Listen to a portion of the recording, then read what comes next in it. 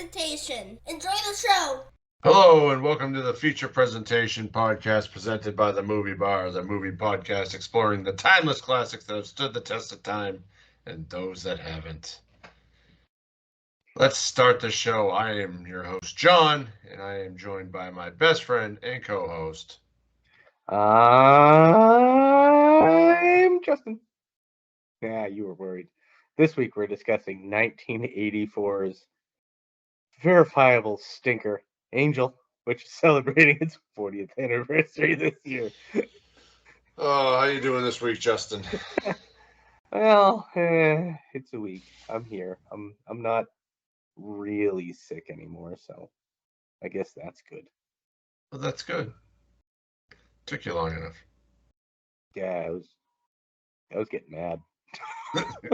I'm not ready to spend the rest of my life sick every day. How's the weather out there in Washington State? It's rainy. Apparently, it might snow at the end of this week. Oh, how special! We had a nor'easter yesterday. Ooh, that's fun, haha. And now we're getting a. This is why I left.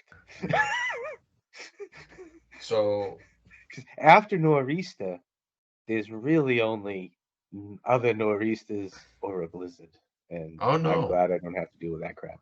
No.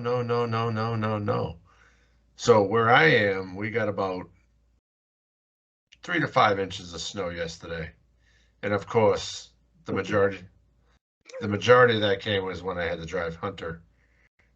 We had to go to Walmart and then meet up with his mom. So of course, fucking zero visibility, fucking snow coming down like a bitch, and the minute I pulled in the driveway, it fucking cleared up again. That's how that works. But now they're saying that Wednesday is supposed to be 50 to 70 mile gust winds and rain, which means everything's going to melt. There's going to be fucking flooding everywhere. Yes, that's going to suck. And that's the good thing about the snow out here is after it snows, it's there for a couple days, and then it either gets washed away by rain or just melts. Yeah, well, I don't do well with windstorms. Yeah, I know. 3 trees now. Had a third one hit the back fence 2 weeks ago. So, yeah, my life sucks. But now for a little bit of housekeeping. Mary Poppins star Glennis Johns, who sang Sondheim, Send in the Clowns, passed away at 100 years old. That's a milestone achievement there within itself. But yeah, it is. But we also have Caddyshack and Tron star Cindy Morgan passed away at 69.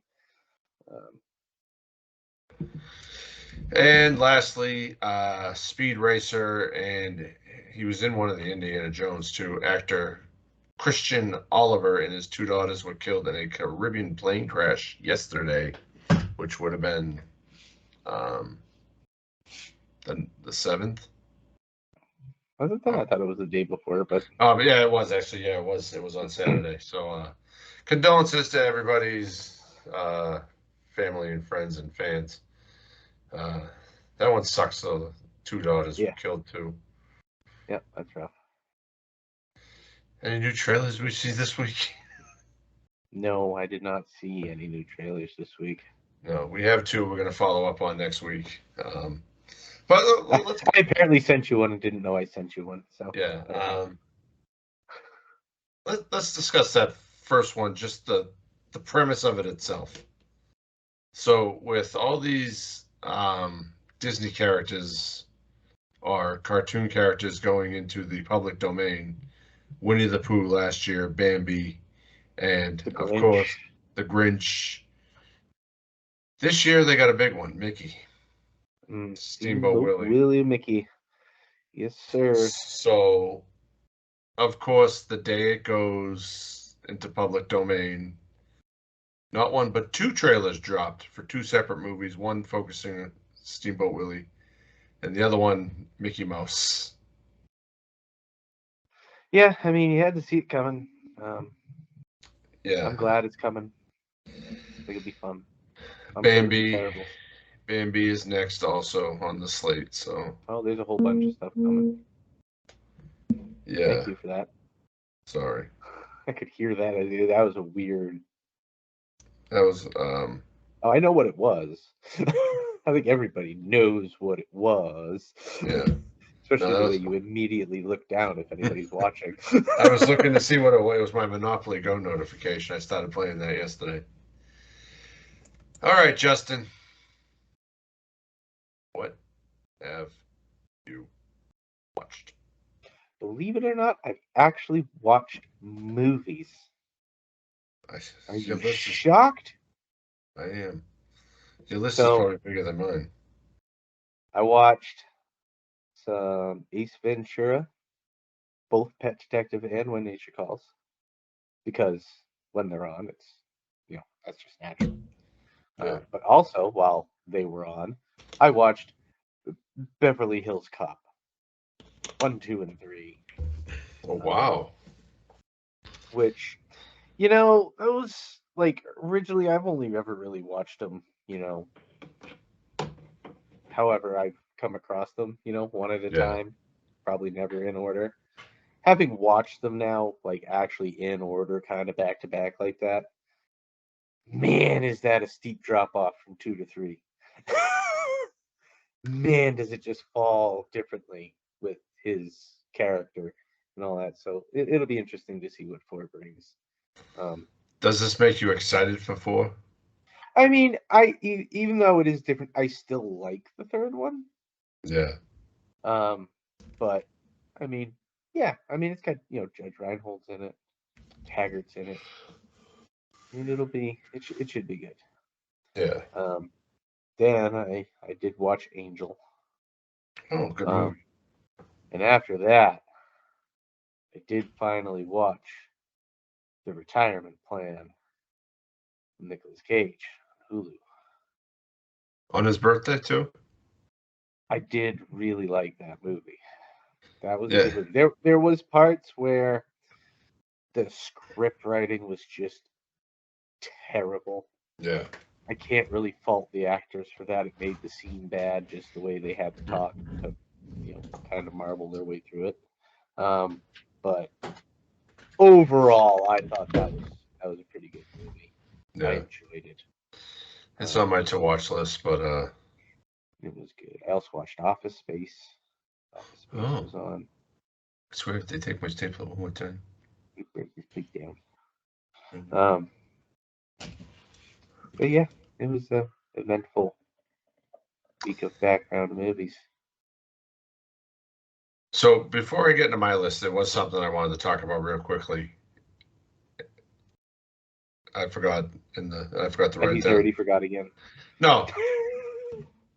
So the Golden Globes were last night, and I watched a clip of Jim Gaffigan coming out. Oh, his pedophile joke? No. Okay. How the fuck are they making a movie about Pop-Tarts? And Oh. I've heard nothing about this until today. So I don't know if it's like the Emoji Movie or if it's like historical about how Pop-Tarts came to be. The way it sounds like it's so the film is called Unfrosted, the Pop-Tart story. It's directed by Jerry Seinfeld. Yeah, that takes me out of it. Which he will also star in. Oh, that definitely but then the cast list: Hugh Grant, Melissa McCarthy, Amy Schumer, James Marsden, Jim Gaffigan, Christian Slater, Thomas Lennon, Jack McBrayer,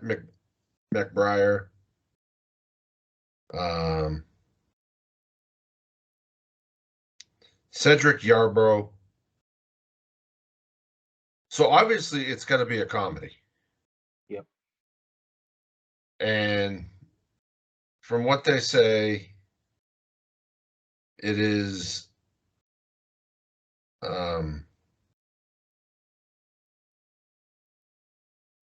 can't film. It's coming to Netflix. I know that. And it's about Post and Kellogg's working together to change the breakfast. Ish, yeah. But, like, that's fucking crazy. Yeah, I'm not a fan of Jerry Seinfeld, so I'm not really all that keen on that. Yeah. It was supposed to be released in 2023, but it's obviously been pushed back. So it must be coming out if they're announcing that he's coming up in an upcoming Netflix movie. Yeah. So, yeah, I just like. I don't know. I don't. So I watched South Park, bigger, longer, and uncut. I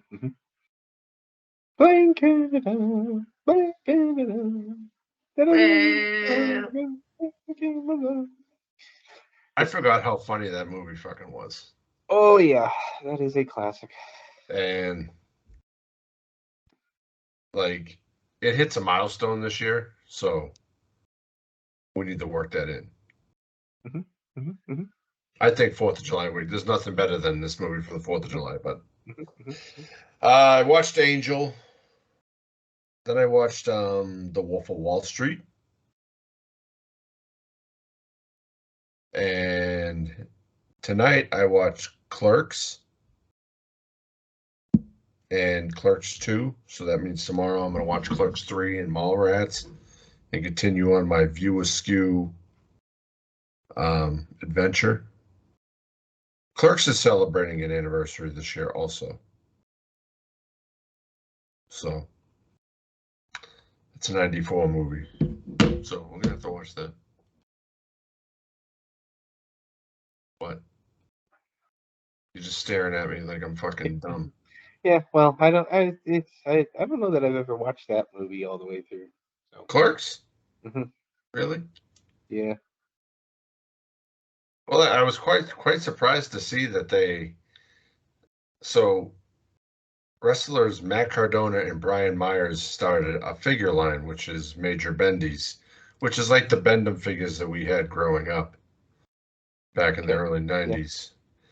Yeah. And they announced yesterday that they're stepping, like normally they cover wrestlers or managers or something like, but now they're doing a Jay and Silent Bob from the movie Clerks, so they're going to be in black and white. And I found that amazing. And I was like, shit, I haven't watched Clerks in a while. And so. Fun. Yeah. Yeah, I mean, like I like Jay and Silent Bob Strike Back, like Mallrats, Chasing Amy, all those. I don't. Clerks I don't know. It's too meta for you. No, it's just too. Never really watched it. All right. Well, I think it's now time for the feature presentation.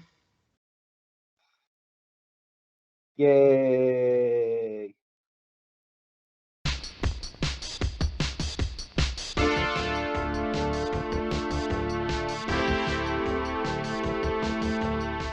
Her name is Angel.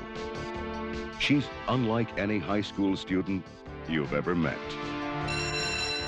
Are you having difficulty making friends? I'm on top of the honors list. There's more to life than getting straight A's.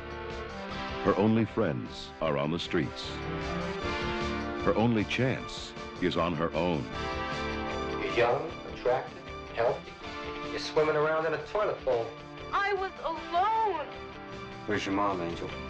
One day I came home from school and she was gone. Just that note, $100 bill. I just put on some sexy clothes and high heels and went out and made a living.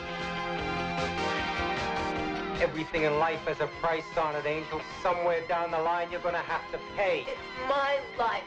Angel, her two worlds are about to collide.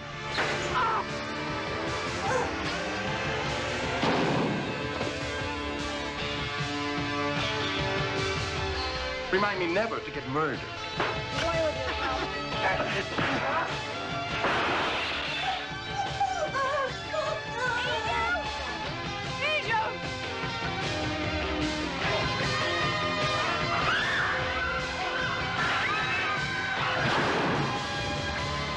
Angel. It's her choice, her chance, and her life.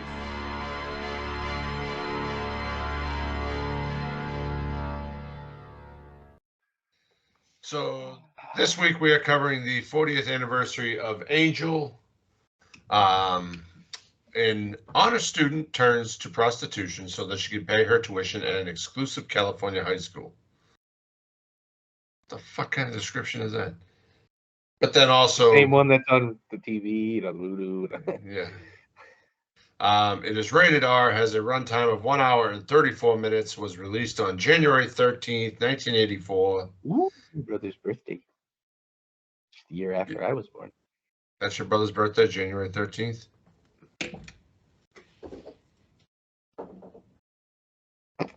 You know that? Dude, I'm lucky I never my own birthday. It did have several sequels we'll talk about. Had a box office of $17.5 million US dollars. You mentioned that director.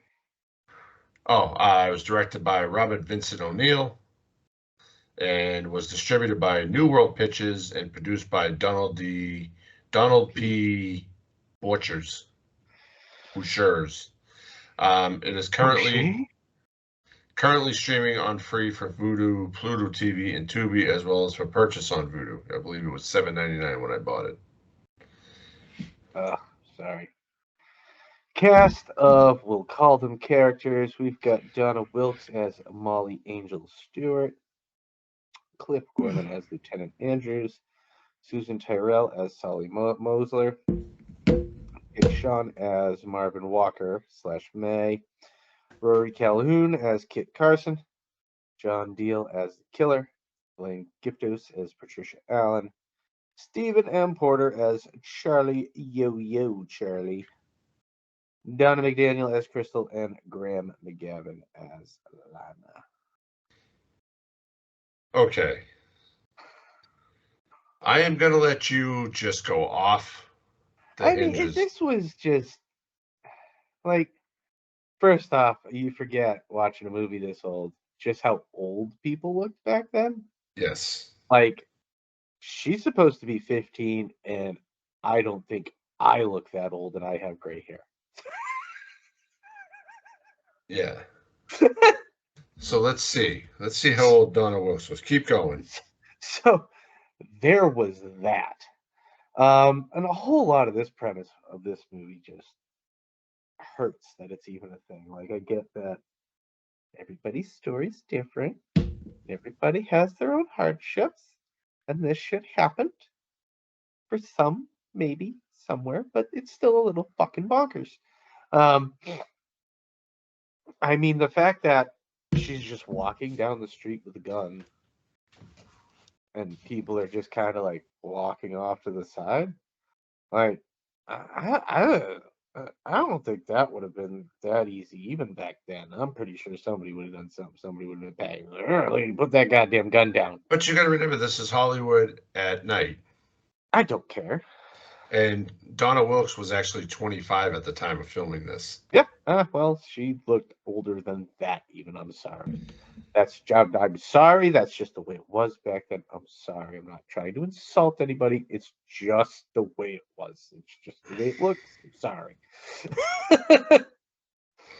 But, So, I mean... Yeah.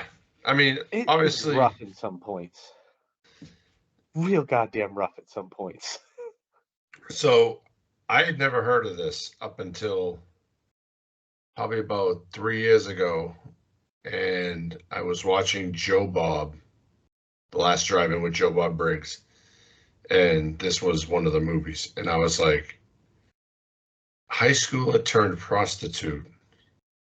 Oh, this is going to be entertaining.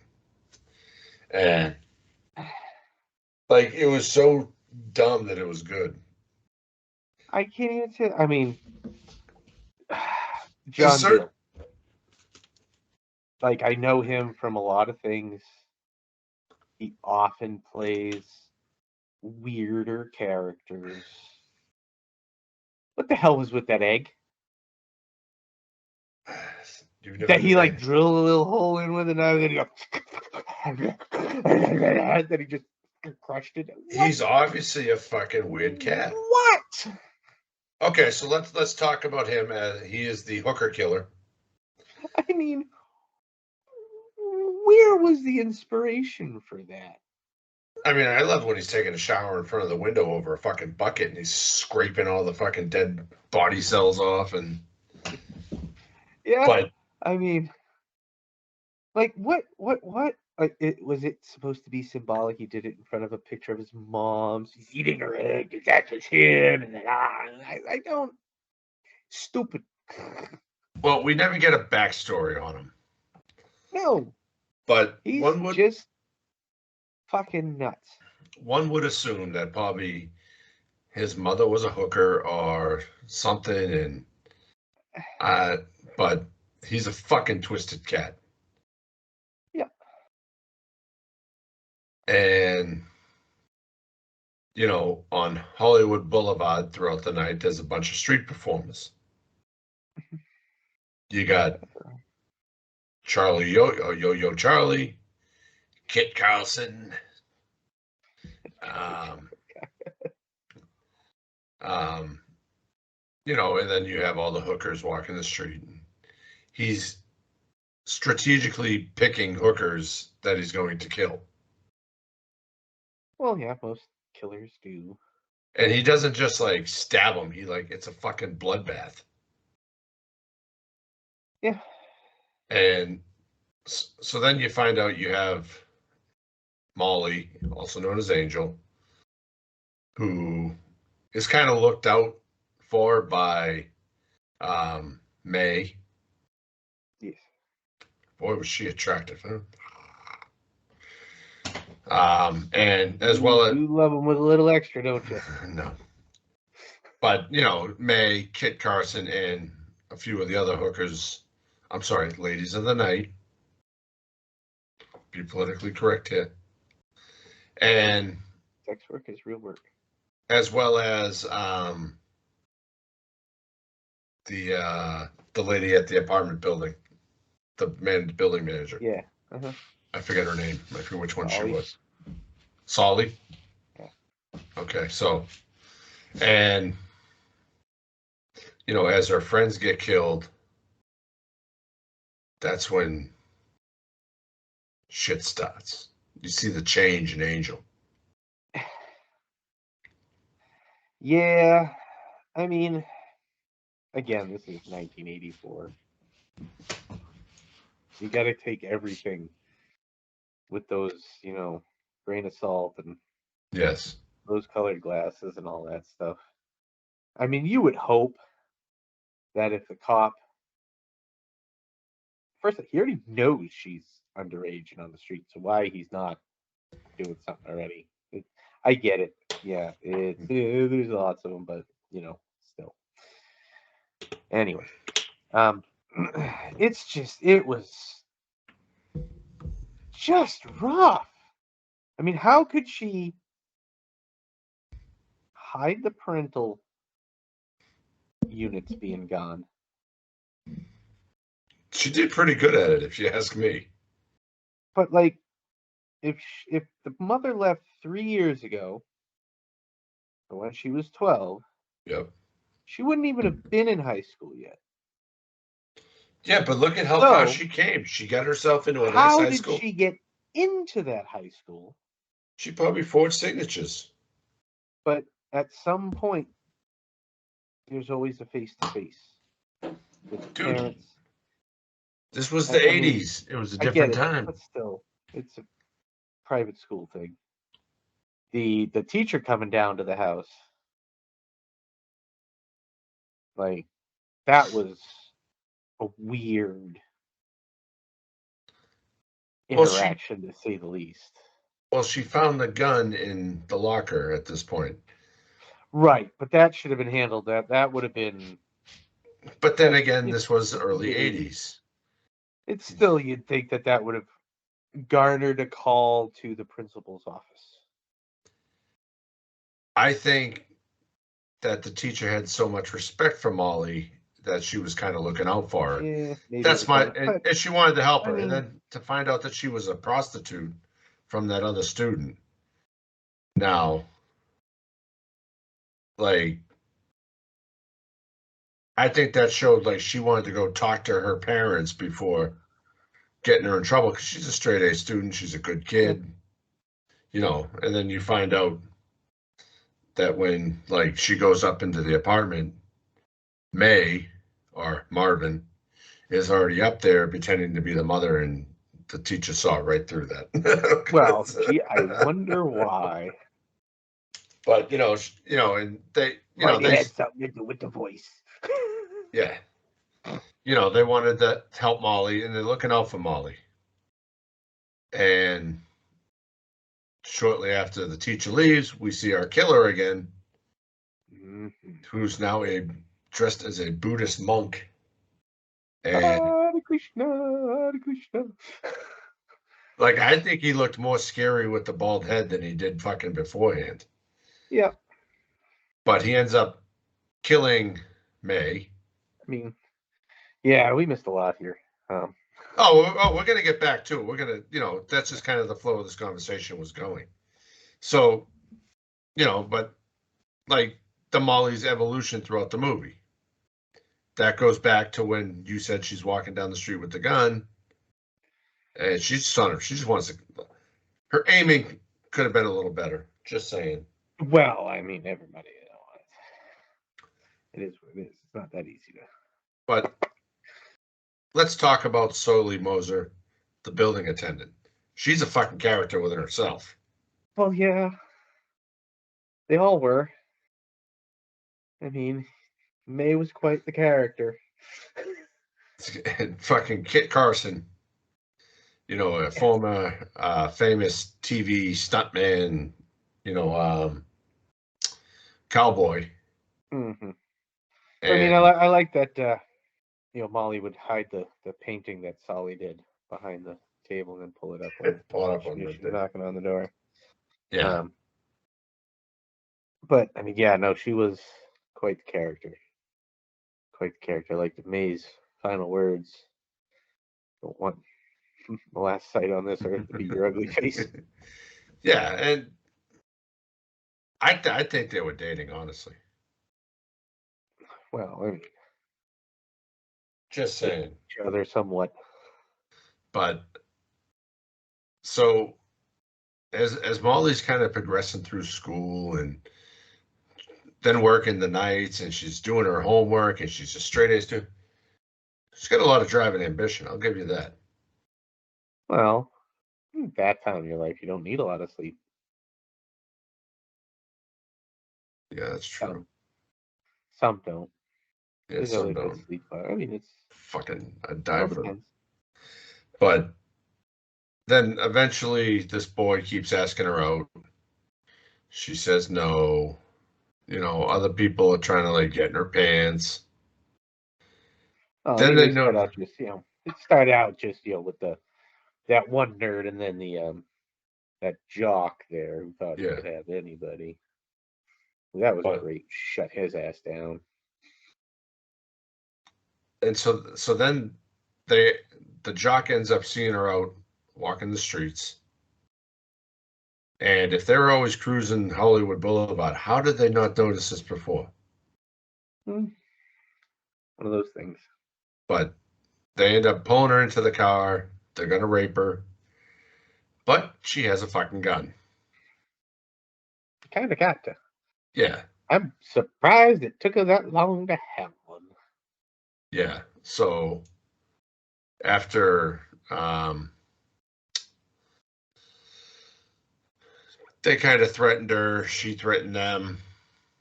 She pulls the gun, gets them all out of the car, and the big tough jock wets his pants. Well, you would too if a gun was fired right across your goddamn nose inside of the vehicle. Yeah. And so then, of course, being the asshole that he is, he's running around saying like, oh yeah, we all tapped her and all that shit, and she's a prostitute. Which then, of course, the nerdy kid's like, I have $20. Yeah. That's a bit douchey. And that's when her world kind of came crashing down. And Yeah, But once high school kids of any era find out something like that, yeah, you're pretty well done. yeah. But it's kind of funny when she's like, my mom thinks that I'm too young to date. But I'm not too young to walk the streets of Hollywood. Mm. Uh, I mean, it's just like you can't make this movie today. no. You can't. I'm shocked it's even on these free streamers these days. I'm shocked that it had so many fucking sequels. I'm not. So let's talk about the sequels. So in 1985, so a year later, we have Avenging Abel. We're not. No. I know what you're thinking. No. No. We're But not covering that next year. So we had Avenging Angel starring Betsy Russell, and I've seen it. It's just like the first one, except Solly has a kid now. She found the baby. Somebody left the baby behind. Like, Then we have Angel 3, the final chapter, in 1988, starring. But was it the final chapter? Well, this one was starring Mitzi Capture. Each one did less well at the box office, and then there was a failed pilot for a TV spinoff, which was a straight-to-video as Angel 4 Undercover in 1993, starring Darlene Vogel, which was non-canonical to the previous films. So I've seen 2 and 3. Much like any movie, they couldn't keep the same fucking main character. It was all Molly Angel Stewart. But different actresses. But Kit Carlson comes back, Sonny Moser comes back, Solly Moser, Lieutenant Andrews. I think Charlie Yo-Yo's in there, or Yo-Yo Charlie, whatever his name is. You know. And they're all just helping her kill all these people. I believe the second one. Let me see if I can find the synopsis for the. I think the second one, the lieutenant gets killed. But now she's in college.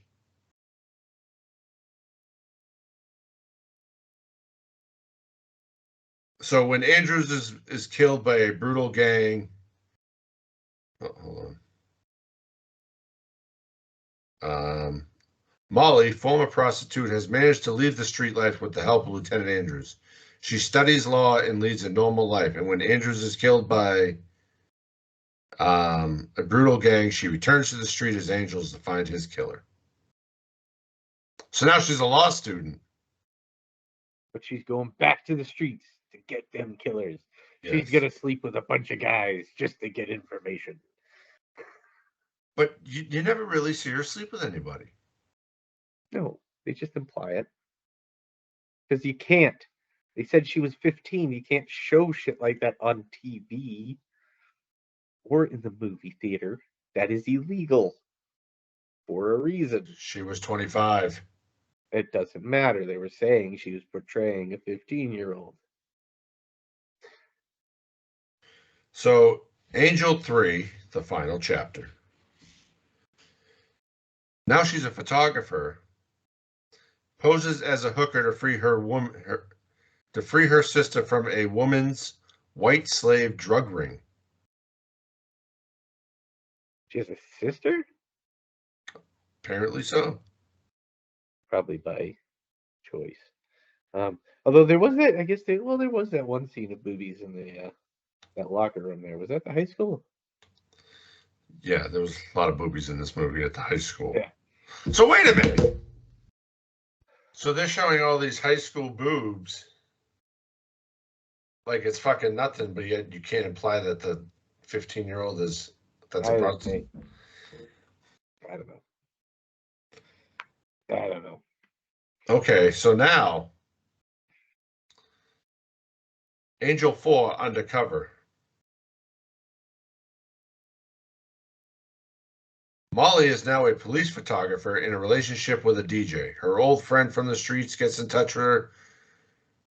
She's in town with a band and hot for the lead singer. Her friend gets murdered, and Molly turns up to the scene to photograph the body.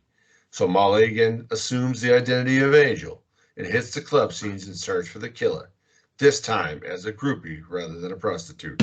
So she's moved up in life, gone from a prostitute to a groupie.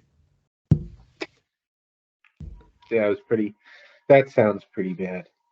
I was just thinking about is that lineup scene and how particularly terrible that one was handled too. Come on. Look at that rookie cop. His gun is still holstered. The minute they fucking say that. Oh, yeah, he's going to catch that.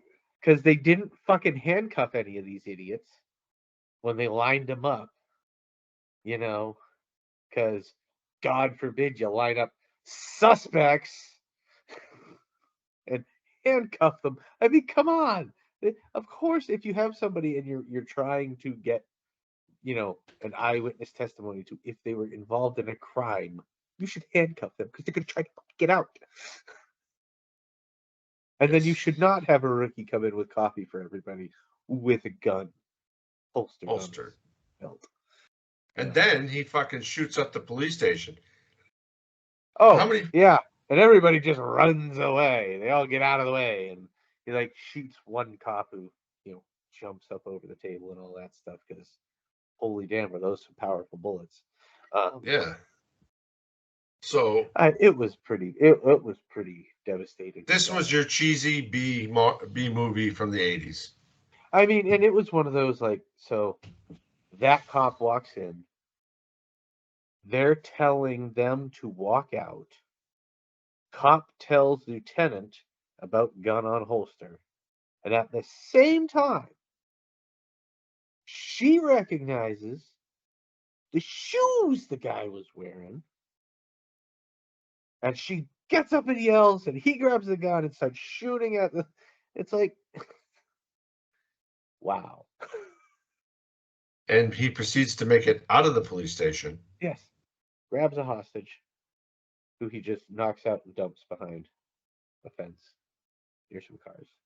So then he finds out that where Molly lives, and that's when we get the brawl between... You get that montage of him cutting his hair. Cutting his hair, and then the police officer that's sitting outside of Molly's residence notices that a monk has gone rogue and sneaks in, and the detective follows, ends up getting killed, and then goes into how the hell did he find out where she lived? I don't know. But so I don't remember.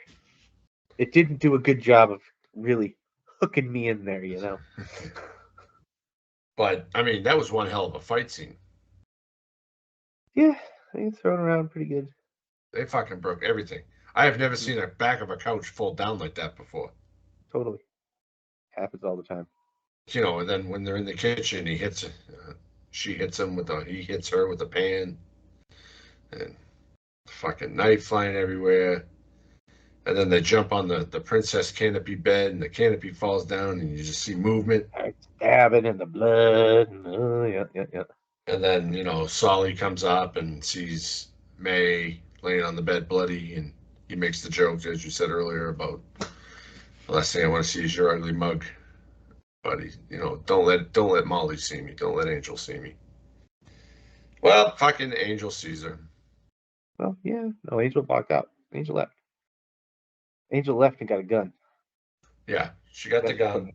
She's just up and I'm out. And walking down the street, spots him.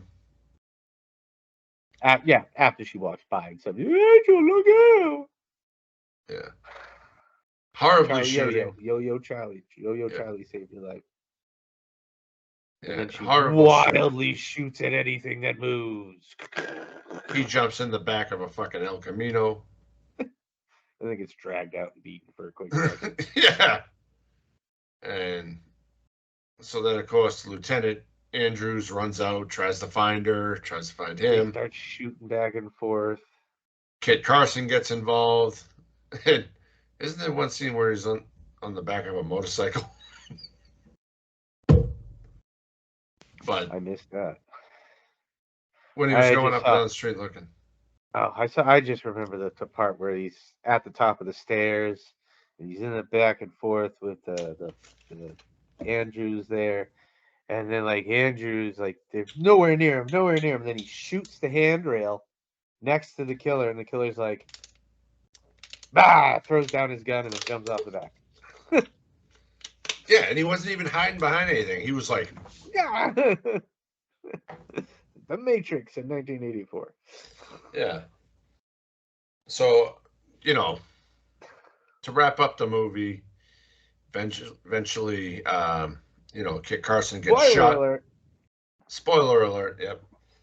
Because I know everybody's going to rush out and watch this movie after fucking this God, riveting do yourself a episode. favor and don't. This is the thing that cancels the movie, the feature presentation right here, this movie.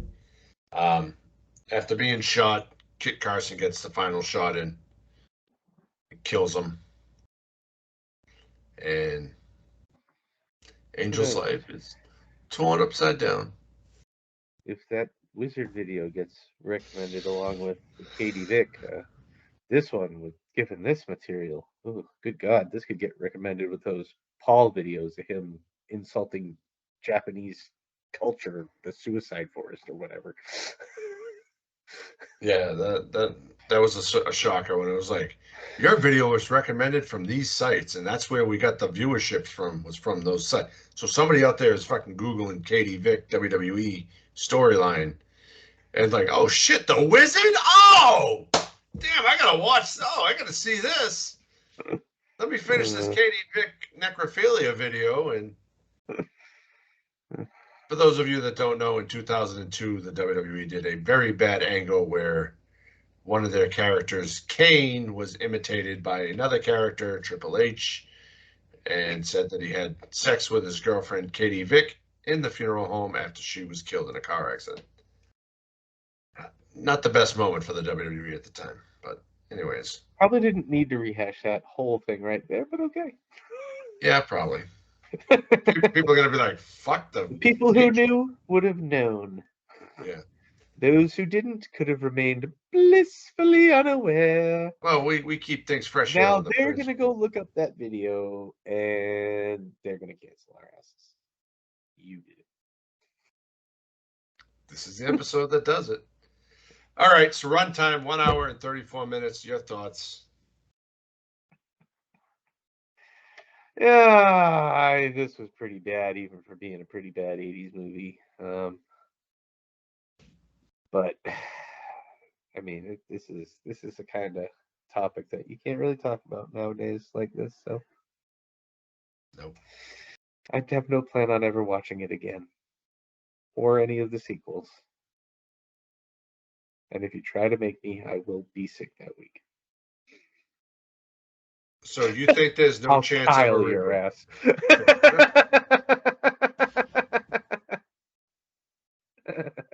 So you think there's no chance for a reboot of this movie? Not really. I think not as it is. No. A few things would have to be changed. It would have to be a lot of changes, probably, but I could see like an 18-year-old high school student working as a prostitute to make money. I mean, there's been those other movies, but I mean, it's just 15 from 20. You know, they're not gonna. Yeah. Put that out there. All right. What's your overall opinion of this movie, Justin? Oh, my overall opinion? It's a stanker. It was pretty bad. I enjoyed it. So I mean, the like again, like the killer, like I didn't get most of it. I get he's supposed to be crazy, but like I guess I just don't like that 80s over exaggerated crazy. Yeah. That egg thing is gonna live in my head rent free for the rest of my life. Every time you see an egg, that's what you're gonna think of. Is this Oh fucking hooker killer? no! He's gonna suck the yolk out of that like a goddamn Hoover. No, thank you. So you don't think this movie would hold up at all today? I don't think it's. I don't think that it's going to all of a sudden just get a whole bunch of views. No, I don't think know. anybody's going to be like, oh no, I watched it. That was pretty terrific. Well, if you guys do happen to check it out because of this, let us know down in the comments what you thought. I'm actually eager to know. But I enjoyed it. Like the first time I've watched it 3 times now in 3 years. I do need to go revisit 2 and 3. There is a John's Blu-ray quest for box set. movies with boobies in it just never ceases. Could have been worse. Could have been Donkey Punch again. All right. To the ratings. I'll be nice and give it a 1. A 1. I give it 4 reels. Oh, that hurts. Like, I just like normally with bad acting in bad movies, I can at least enjoy the bad acting in the bad movies. I couldn't even really enjoy it in this movie. Did you have a favorite scene at all, though?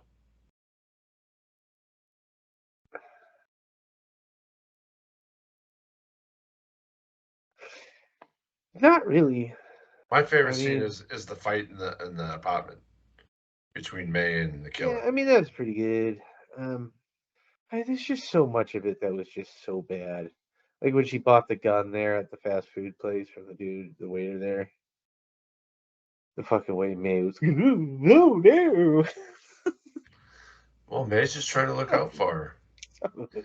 I mean, there was a few quitty joke, Yeah, there was a couple okay jokes and like him, May, and what's the Solly? Their interaction when the teacher showed up was very good. With the when they were playing cribbage and the way Solly was just fucking yelling at him. That was funny. But I don't know. I guess it would be that interaction. I think that would probably be my favorite scene, I suppose. Okay, It was actually legitimately funny. We're making progress here. When I'm done with you, you're gonna be an Angel fan. You're gonna have the poster hanging up in your background. No. I'm gonna get you the poster for Christmas this year.